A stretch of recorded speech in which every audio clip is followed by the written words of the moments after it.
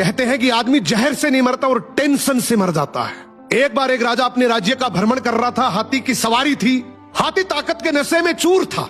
हाथी ने ध्यान नहीं दिया और उसकी सूंड से एक मस्त मौला फकीर का कटोरा गिर गया। फकीर को बड़ा गुस्सा आया। उसने कहा, रुक मैं बताता हूं, और हाथी का पूंछ पकड़ लिया। हाथी ने पूरी ताकत लगा दी पर हाथी एक कदम आगे नहीं बढ़ सका। राजा ने पीछे मुड़ के देखा तो फकीर के हाथ में हाथी का पूंछ था। राजा को बड़ा अचंभा हुआ कि एक फकीर में इतनी ताकत। राजा फकीर के पास गया और बोला, आपकी जगह फुटपाथ पे नहीं, आपकी जगह तो राज दरबार में होनी चाहिए। आप इतने ताकतवर हैं, आप हमारे साथ चलिए। आपको कुछ नहीं करना, केवल राज दरबार के राज मंदिर में एक दीपक जलाना है, सुबह 4 बजे उठना है और आरती करनी है। फकीर ने कहा, ठीक है, अच्छा खाने पीने को मिलेगा। थोड़े दिन बीते कि एक दूसरे राज्य का राजा से मिलने आया।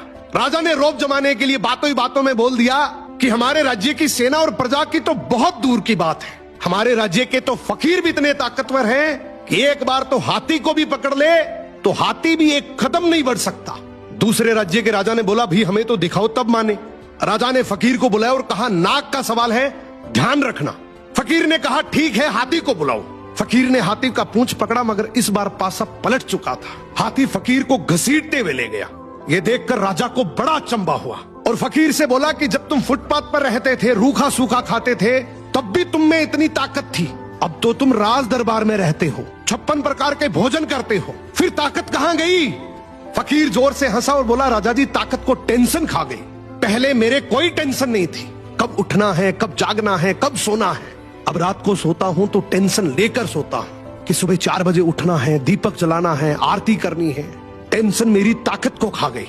यही हालात आज के समय की है। हम सोते हैं तो हर दिन हजारों टेंशन लेकर सोते हैं जो हजारों बीमारियों को न्योता देती है, जबकि हमें पता है कि टेंशन करने से कुछ नहीं होगा। वही होगा जो भगवान को मंजूर है। फिर टेंशन करने का क्या फायदा? सो मेहनत पे भरोसा रखो, टेंशन करने से कोई फायदा नहीं है। टेंशन आदमी का शरीर दीमक की तरह खा जाती है।